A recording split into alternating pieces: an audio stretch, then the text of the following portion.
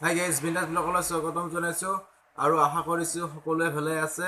আৰু SSCৰ ফালৰ পৰা বহুতো ডাঙৰ খবৰ আহিছে, কিয়নো 9 এপ্ৰিল তাৰিখে যিখন নটিচ আহিছিল মে' মাহৰ প্ৰথম উইকত হ'ব বুলি, তাৰ কাৰণে কৈছোঁ বহুত ভাল খবৰ।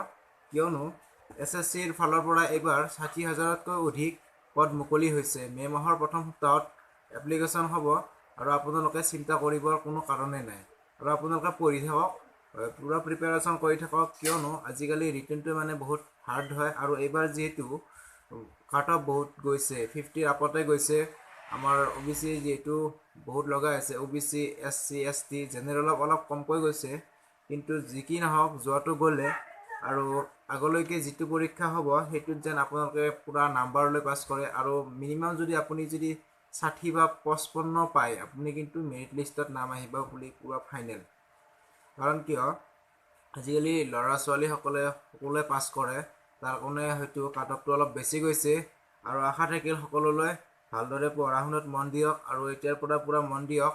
কাৰণ কিয়, SSCৰ যিহেতু বহুত কাট অফ যায়, তাৰ কাৰণে কৈছোঁ।